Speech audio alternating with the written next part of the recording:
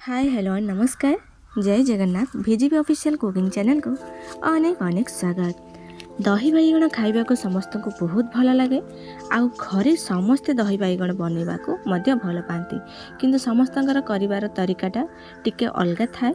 आ मु केमिति बनाए आज आपण मानक सह शेयर करबी। वीडियो को आपण माने फुल वॉच करंतु।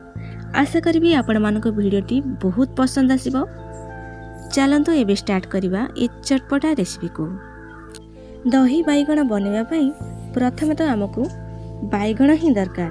तो एठी देखि पारुथिबे बाइगणटी केते फ्रेश अछि आउ कौन मध्य अछि। जेते बळे भी आपण माने बाइगण नेबे कौरिया बाइगण नेबे खाइबा पई बहुत बढ़िया लागिबो। एबे आमे बाइगण को काटिबा। मझिरु बाइगण को दुई फाळ करिछि। मु एठी एही भली भाबरे काटि नेछि। आपण माने चारि फाळ मध्य काटि परिबे। देखंतो केते कौलिया अछि बाइगण। मु तापरे डेम्फ थाई काटिछि पूरा ट्रेडिशनल वे रे जेमिति बनांती बाहाघर मानकरे जानिथिबे। बाइगण को जमा भी पतला पतला करी काटिबेनी, एमिति मोटा पीसेस करी काटिबे। खाइबा को बहुत भल लागिबो। दर्शक बंधु आज रेसिपी जदि आपण मानक पसंद आसीबो वीडियो को लाइक करिवे, शेयर करिवे। आ चैनल रे जदि आपण माने नुआ तेबे प्लीज चैनल को सब्सक्राइब करि नियंतु। पाखरे थिबा बेल आइकन को क्लिक करंतु जहा द्वारा मु जहा भी वीडियो अपलोड करिवि तार नोटिफिकेशन आपण माने पाई परिबे। तो एठी देखंतु सब बाइगण को मझिर मु जो भली भली प्रोसेस रे कट लगाउची आपण माने सेम प्रोसेस रे कट लगांतु। मु एठी सब बाइगण को ए प्रोसेस रे मु काटि नेछि। आपण माने मध्ये सेम प्रोसेस रे काटि नियंतु। मु जो प्रोसेस रे काटिछि तेबे मु एठी नै जाइछि स्वाद अनुसार लुण, हाफ चामच हळदी गुंड, हाफ चामच लंका गुंड। तो लुण हळदी लंका गुंड को आमे भल भाबरे मिक्स करि नबा। लुण हळदी लंका गुंड दबा द्वारा कोन हबना आम बाइगणटा बिल्कुल भी अलणा लागिबनी। दही रे खाइला बेले जमा भी अलणा लागिबनी, पूरा टेस्ट आसीबो। तार बाइगण भीतर को सब इंग्रेडिएंट भेदिकी भल भाबरे रहइबो। खाइबा पई बहुत भल लागिबो।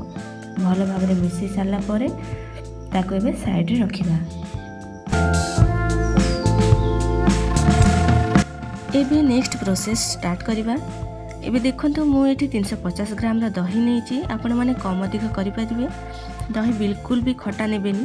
अधिक खट्टा हेले खाइबा को भल लागिबनी दही बाइगण। हल्का हल्का खट्टा हेले चलिबो। चलंतो एबे हमें दही को भल भाबरे मिसै नबा। एबे एथिरे मु 1 इंच रो आंब कसी अदा नेछि छेचिके। आंब कसी अदा देले पकेले कोन हबना फ्लेवरटा बहुत भल आसे। आपण मानक पाखरे नथिले स्किप करिवे। सेतरे हाफ इंच रो अदा छेचिके पकेइ दंतु। टीस्पून चीनी ऐड करिछि। आपण माने कम अधिक करि परिबे। चीनी को करिवो ना खट्टा को बैलेंस करिवो, टेस्ट बहुत बढ़िया आसीबो। तेबे स्वाद अनुसार लुण दबा। जमा भी अधिक देबेनी काहेकि ना आगुरु बाइगण मैरिनेट करला बेले आमे लुण पकेइछे, एटा ध्यान रखिबे। आधा चामच रु मु एठी नेछि कळा लुण जोटा कि बीट लुण कहते। एथिरे चटपटा टेस्ट आसीबो। आ हाफ चामच दउछि एठी मु चाट मसला। जदि आपण मानक पाखरे थिबो जमा भी स्किप करिवेनी, निश्चय पकाइबे, भल टेस्ट आसीबो। एथिरे हाफ चामच भजा जीरा गुंड नेछि आ सेथिरे भजा लंका गुंड मध्य नबा। टेस्ट बहुत ही वाव वाला आसीबो, फ्लेवर बहुत बढ़िया आसीबो। जमा भी स्किप करिवेनी। एबे आमे मिक्स करि नेबा, किंतु ध्यान रखिबे बेसी पतला करिवेनी कि बेसी मोटा करिवेनी। Consistency medium रखिबे। एबे हमर दही रेडी हो गला। चलंतु कड़ाई रे तेल गरम करबा। मु एठी सरसो तेल नेछि। आपण माने चाहिले रिफाइन तेल मध्य नै परिबे। तेल गरम हो गलानी। चलंतु आगुरु मैरिनेट करी रखि देबा बाइगण को कड़ाई रे पकेइबा। फ्लेम को जमा भी मीडियम की लो करिवेनी, पूरा हाई फ्लेम रे रखिबे। नहले लो फ्लेम रे बाइगण को देले बाइगणटा पूरा कइथा पड़ी जिवो। जमा भी बेसी सिझेबेनी काहेकि ना दही रे पूरा पूरी मिसि जिवो, जमा भी भल लागिबनी। एबे हमर बाइगण भाजी हो गलानी। चलंतु एबे बाइगण को काढी नबा। एई प्रोसेस रे सब बाइगण को भाजी भी न।